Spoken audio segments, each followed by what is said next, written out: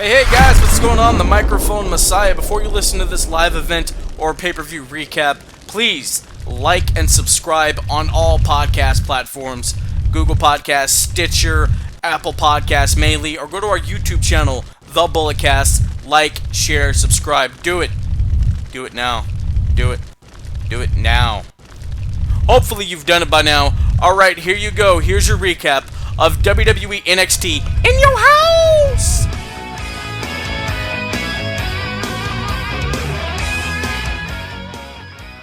Hey, ladies and gentlemen, what's going on? I'm your host, the Microphone Messiah. Different intro than what I normally do. Thought I'd have to switch it up since NXT was in our houses tonight, and, well, I'm in your eardrums. Yes, I am. But you know I never do this alone. He's my tag team partner, Brandon Tanguma, the Canadian Destroyer, BT. It's Sunday night. NXT Takeovers don't run on Sunday nights. How are you doing? I opened with the In Your House Canadian Stampede theme, because that's probably the greatest In Your House of all time. Well, Phillip, I'm doing just fine today. Just got done watching NXT in your house is the reason we're here, obviously. But, overall, good show, short show, which makes it that much better. It's not the regular WWE show that goes 20 hours, only 2.5 hours, so nice and energized. Absolutely. Brandon has a new microphone, so he'll speak up during the course of this show so we can hear him clearly to get his thoughts on the 6 matches that we are going to break down for NXT in your house. First of all, they brought the set, which I was hoping they did. Brandon, what was it like to see a 90 set in 2020?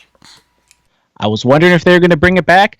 I very much enjoyed it. Also got Todd Pettengill on the intro. Not only on the intro, we got him selling, pushing the 900 line.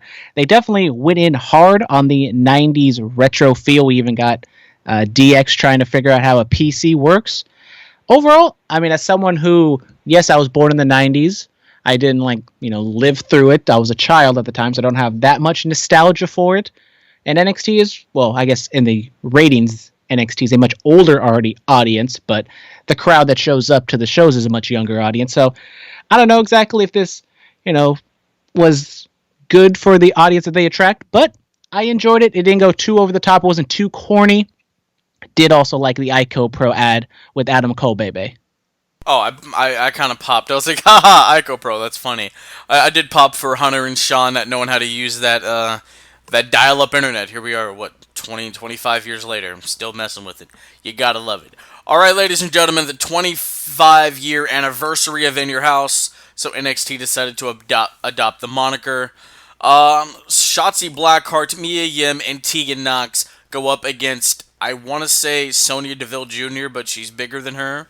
So, a Sonya Deville doppelganger, Candice LeRae, and Dakota Kai. It didn't really hit what I wanted it to hit, and shout out to the Performance Center kids. They tried. They really did. They were there for some points, but this would have been so much better with an actual crowd. I'll give it a flat B for Blackheart, because my girl got the win. That's town business. You feel me? I liked how Mia Yim and Candice LeRae they fought off back through the house, so they were protected in the finish. Tegan Nox hits the shiningest wizard, a la Gregory Helms, so she does get her comeuppance against Dakota Kai in the opening for NXT Takeover in your house. Phillip, you also forgot about Code Orange doing the opening of the show. I thought it was fantastic. I know you might not be the biggest Code Orange fan, but as someone who's listened to their music, mainly because NXT has sponsored them and Code Orange has been done various theme songs for NXT takeovers, I quite enjoyed it. So, Phillip, I want to know your thoughts on what did you think of Code Orange starting off NXT after Todd Pettengill, of course, did the intro. Dude, bro, I didn't even know who that was. I saw one guy look like Damian Priest. That might have been Damian Priest. I don't know. The cameras were moving so fast. It was okay, man. It kind of reminded me of Jacob Shaw from the band Painless. He did the Bulletcast theme song, what we use, the Red Alert theme. So it did kind of remind me of that, and I've listened to some of Jacob's stuff, and I'm like, okay, this is decent, it's cool. So since it reminds me of that, I'll give it a thumbs up. All right, back to the match itself. I thought I was kind of I didn't think that this should have been the opener. I thought maybe you could have gone with Finn Balor and Damian Priest as the opener. I thought that this 6-woman tag match maybe could have been the one you put in the middle, that in case some matches go long, they go short, you can kind of add them, subtract some matches, because this match honestly could have been on just any regular NXT card. The match itself, the beginning few minutes was okay. I thought it did pick up a substantial bit at the end. You get Candice LeRae kind of getting canceled out with Mia Yim at the end. Dakota Kai taking the pin. Tegan Nox getting the win here. So hopefully this feud is finally over. I was kind of equating it to the Tommaso Ciampa and Johnny Gargano feud, that this is kind of the female version, because it seems like this feud just goes on forever and they just never end up, they're always fighting each other and they can't settle their differences no matter how many matches they have. Hashtag fight forever. No, Yes. no, we're not fighting forever. Sure, why not? I'll give this one a solid B plus. Okay. I was a little bored at the beginning, but I did think it picked up a lot late. Absolutely, absolutely. I digs it, man. All right, next up, the Prince. Finn Balor goes up against Damian Priest, the former Punishment Martinez. Could we say Priest took bump of the night?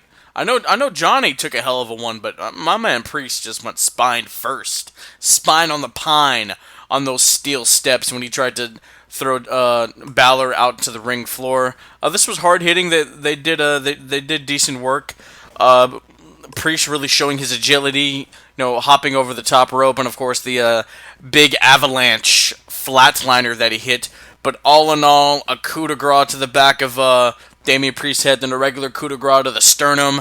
1, 2, 3. The Prince, the former NXT champion, gets the job done in his house.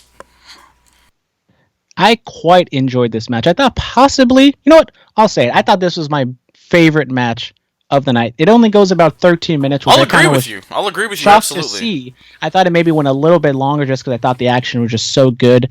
Overall, I mean, good action back and forth. This feud wasn't like super hot. They didn't do too much to really, give us a reason to really get behind Finn. Like obviously, Damian Priest was the one who attacked Finn Balor, but Finn hasn't really been on TV all that much the past few weeks, so it couldn't really, get to that next level. Overall, I thought the work in the ring was very solid. I thought that it was really, really hard hitting, as you said. Damian Priest taking that bump on the outside from the ring apron to the steel steps, and Finn Balor having to hit 2 coup de grace back to back really cements that Damian Priest is a lot to handle. Some might say, oh, he got buried because Finn Balor went super strong over him, but I would have to disagree and think that this actually helps Damian Priest because it makes Finn Balor have to go that extra step. He doesn't think that he could win with just one. He has to do another one to make sure he really puts away Damian Priest. Absolutely. Shout out Priest. I think he, even in defeat, he had a nice showing, and he is moving up in the ladder.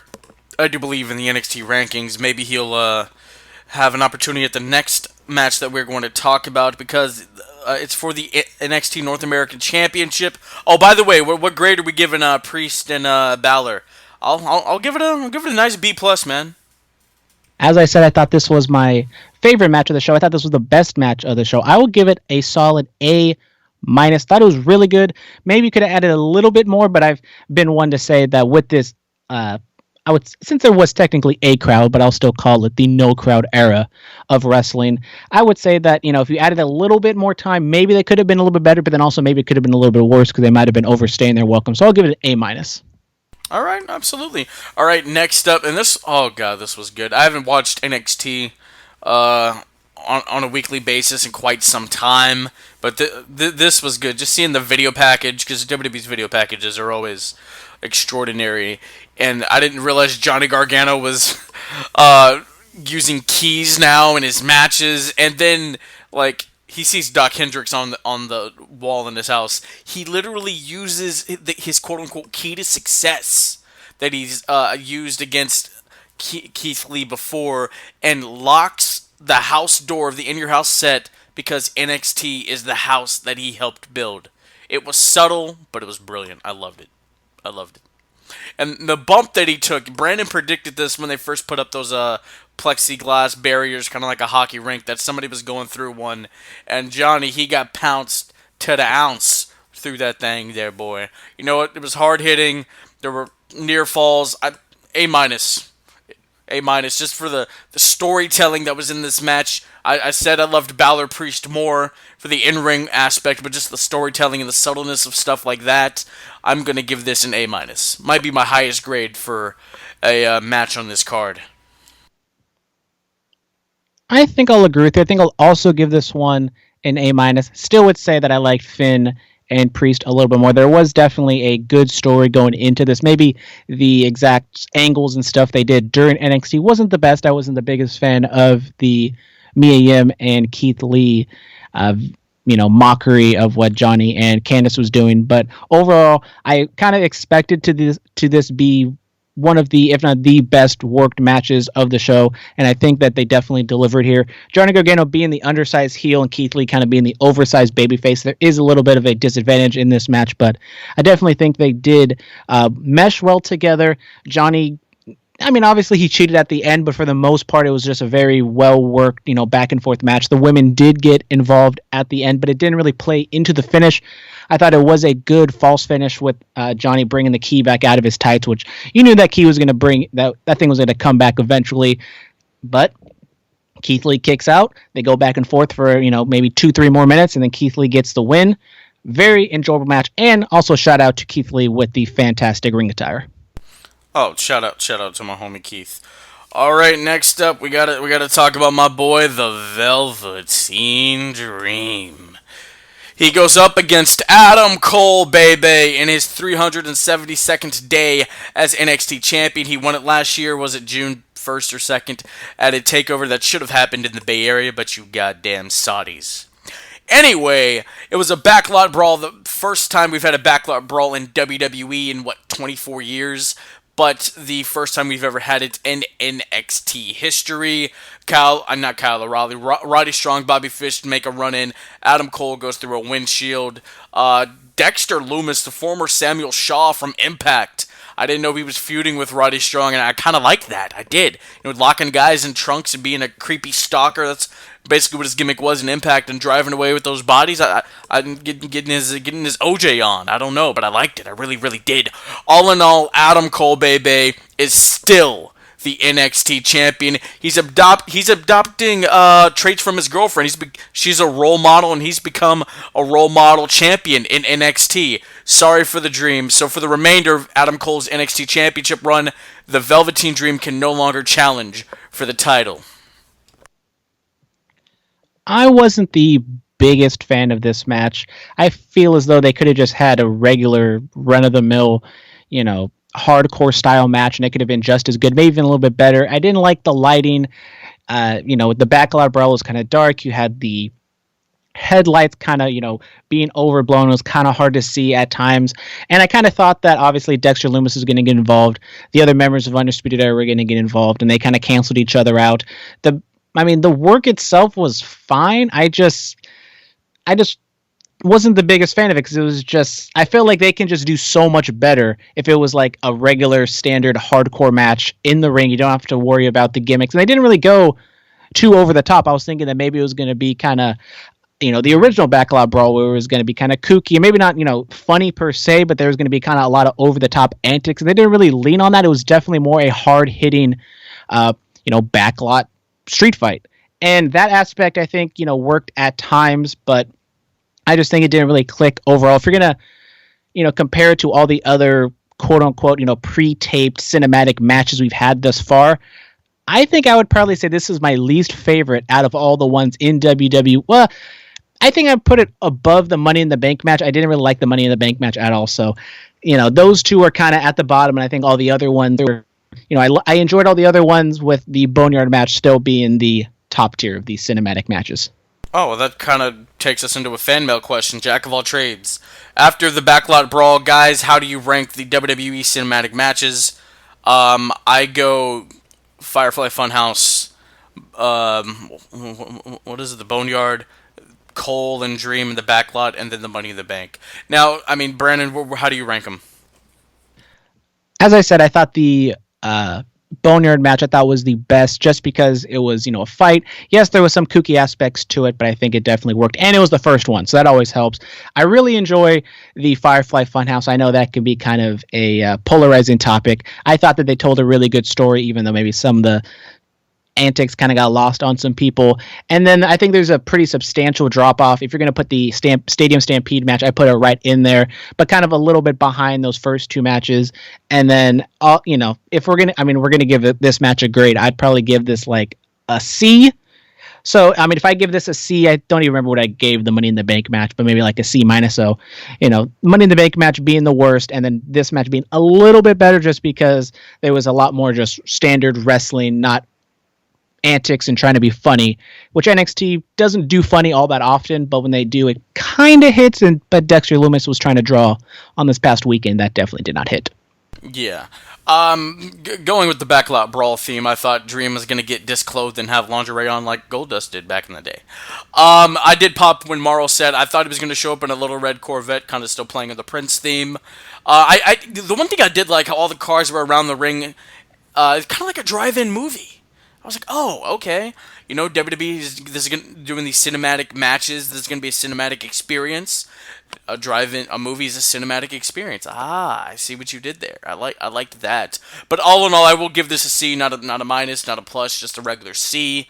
It was okay. If I could have gotten like at least 2 or 3 minutes of just like technical wrestling, that would have been cool. And then a little bit more hard-hitting stuff. Didn't go as long as I thought it would. Panama Sunrise onto the plate of chairs, the pile of chairs. Feeling like I'm watching ECW Hardcore Heaven 97. But all in all, Adam Cole successful. Congratulations to the champ. Anything else to say about that?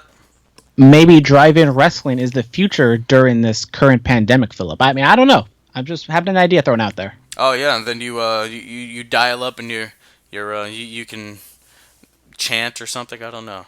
I show up, take the top off the Jeep, have a good time. I think that sounds like fun. Go drive on down to the Alameda County Fairgrounds, have a match there. APW. I'm just giving you some ideas. Brett, this is why he's here, ladies and gentlemen. This is why this man is on this show. For ideas like that. Einstein, who? Stephen Hawking, who? Neil deGrasse Tyson, who? That's why I keep this man. Shout out to the homie Brandon. All right, ladies. It's the new microphone. I got a clear voice and a clear head right now. Hey, you feel me? All right, the Psycho Killer takes on the Killer of Crosses. See what I did there? Tommaso Ciampa versus Karrion Kross. I saw the entrance finally. I loved it. Scarlett Bordeaux, you still look fantastic, baby girl. All in all, Karrion Kross, I'm sorry. I'm so used to calling him that. He takes out the biggest dog in NXT. I was a fan. How do you solidify being the new threat in NXT? You take out the guy that was already the biggest threat, that's been the NXT champion, the guy that's the daddy of the home. I was a fan of it. It was quick. Tommaso got his stuff in, but all in all, Karrion Kross. What's his finish called? I don't exactly know. I know he hit a F5. Shout out Brock Lesnar. I'm looking at the report here, and it says a cross jacket, which was a kind of, cross-face chicken wing type submission. A la Bob Backlund. Man, I'm going to give this a B. It was solid. It was solid-ish.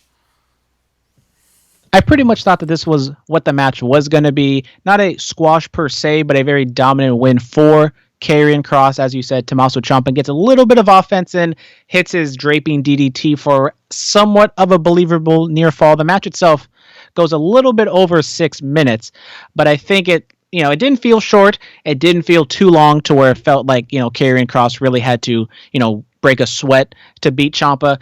And I don't think Ciampa is buried by any means during this match. Ciampa coming off of that brutal match with Johnny Gargano. Maybe you can tell a story after the fact, and maybe Ciampa trying to find himself. He comes back from the injury, doesn't get the job done, then he loses to Ciampa, he loses to Gargano, then he loses to Karrion Kross. I don't think you're going to do another match between these two. I was thinking maybe you can go move Kross up to the North American title scene. Maybe they do a mixed match tag with, Mia Yim, Keith Lee, Gargano, and LeRae. But I'm really enjoying what Karrion Kross is doing. Yes, he's not cutting those 5-minute long promos and everything like that, but I think he definitely comes across. He has a good, whatchamacallit. I like the way he carries himself. And with Adam Cole being a heel, maybe he turns babyface later on down the line, but just with Cross being so much bigger than a lot of the other wrestlers on the roster, I think he's definitely a good fit for NXT at the moment. I don't know if you noticed, but you said Karrion Kross comes across. What does he come across? Crisscross applesauce. Oh, okay. I thought you were about to go crisscross. Jump, jump. I want to see you. Nobody's a fan of 90s hip hop? Alright. Alright, Shout ladies. out Bliss Cross Applesauce, RIP, their tag team title reigns. I am so sad right now. We will talk about that on the regular episode of the Bullet Cast. I have a lot of things that I'm sad about on SmackDown and outraged about. By the way, happy birthday to Kayla Braxton, baby girl. Don't worry about the slime. You still look good. You feel me? It was the main event of NXT Takeover in your house. Rhea Ripley versus the what's her nickname? Io Shirai, the assassin of the sky, something like that. Something of this guy. The Empress? No, that's Kairi Sane's the Empress or something. That's Asuka. Asuka's the Empress. Kairi is the pirate, and Io Shirai flies through the sky or something. Yes. They take on the woman who had her 66th televised championship match in WWE. She is the daughter of the Hall of Famer. Go check out Ric Flair's 24 leading up to his WrestleMania 24 match in 2008. It's on the network right now, but already it's great. Charlotte Flair defends and unsuccessfully retains the NXT Women's title. Io Shirai gets the job done. He wrote in Io, Io, Io, Io. Jack of all trades wrote in by God Shirai, by God Shirai, by God Shirai. Japanese women are ruling the game right now. Io Shirai is the NXT Women's Champion. Hikaru Shida is the AEW Women's Champion, and Asuka's the Raw Women's Champion. Something in that Joshi water. You feel me? Very excited for Io Shirai to win it. The match itself, I thought it was good. I think it was probably a little bit behind the North American title match in that Finn and Damian Priest match. I felt as though I'm not the biggest fan of triple threat matches. I feel as though they're definitely overused, especially in the NXT circle where I think they use too many multi-person matches. And with this one, I mean, obviously Charlotte is the heel in the situation. Rhea is the babyface, but she's been off of television for a little bit. Io is supposed to be a heel, but she was just so over that she's kind of a babyface now. And I just thought the story wasn't culminate. It wasn't the right time to really culminate for a championship win for either Rhea or Io. But I mean, I don't know if there's anything backstage. Maybe Charlotte isn't going to be on NXT anymore, so that's why they took it off of her. But I'm excited to see what they do with Io. I think you could go the singles route with either Rhea or Charlotte. Hopefully she's not just a transitional champion. I think Io could definitely be a good, really good babyface champion going on for NXT. Going back to the Karrion Kross Tommaso Ciampa match, did not give a grade for that. I think I'm going to give it a B+. Might have been short, but I definitely think they got the job done. Overall, this match, I think I'll give it a B. It wasn't fantastic. I think the Rhea Charlotte match at WrestleMania definitely was better. I think they definitely worked hard. There wasn't really like a crescendo. I think that also was the thing for the Backlot Brawl, that I didn't really feel like there was a nice crescendo to end the match on. This one kind of came out of nowhere, and it also was kind of a finish that you could see coming, with Charlotte seemingly getting the not like seemingly in terms of Rhea tapping out or anything, but Charlotte gonna get the win. Io comes out of nowhere, hits the moonsault, very similar to the triple threat match we saw with that terrible finish with Drake Maverick, Jake Atlas, and Kushida, but at least this one wasn't as convoluted as this one. After several near falls, the fight spills to the ring towards the stage. Shirai climbs off on the top of the roof and does a huge cross body. Charlotte brought out a kendo stick. I see Bleacher Report gave this an A+. I'll give it a B-. It didn't hit that upper echelon. It didn't hit the crescendo, even though there was a kendo for me. So yeah, we'll give it a B-.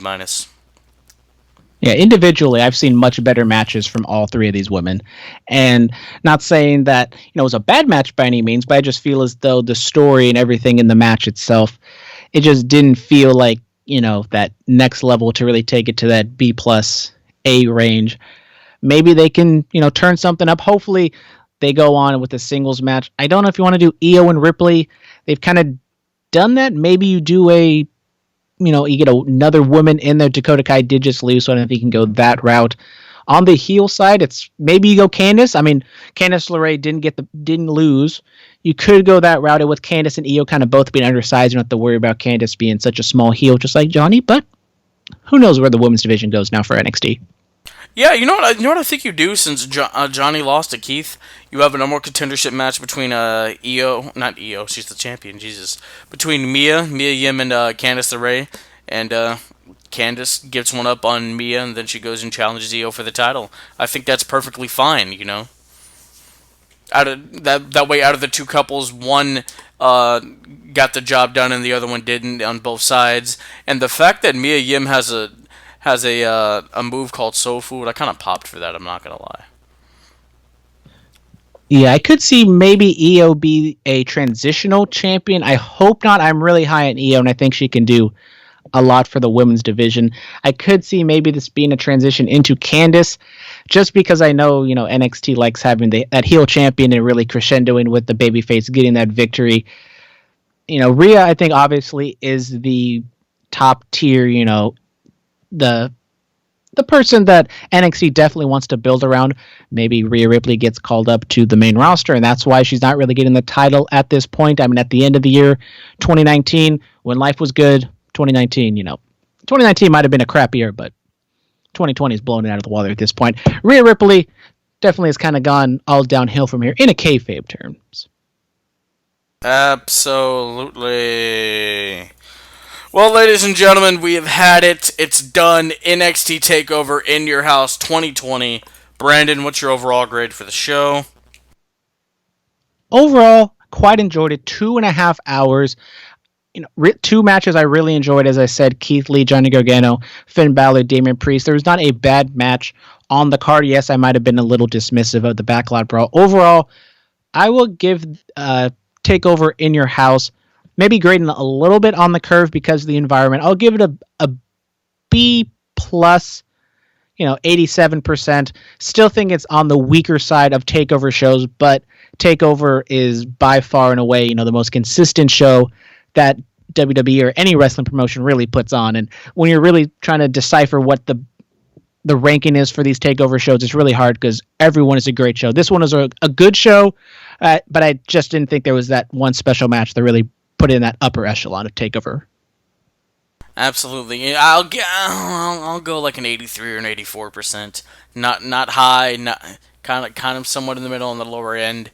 But maybe people will hear this and they'll take up your drive-through wrestling idea. I'm just saying. You never know. Honest to God, you never know, man. All right, ladies and gentlemen, I think that's going to wrap it up for us here. Go on the WWE Network and watch the Nexus debut. That was 10 years ago today. Shout out to Michael Tarver and David Otunga. They liked our post. Now they're friends of the show. That's just how it happens here.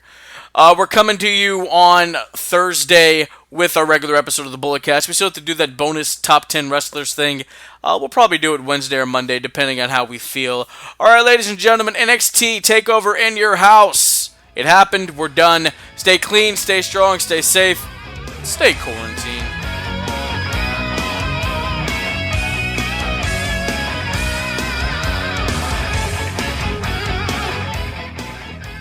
This has been the Bulletcast. Thank you for listening.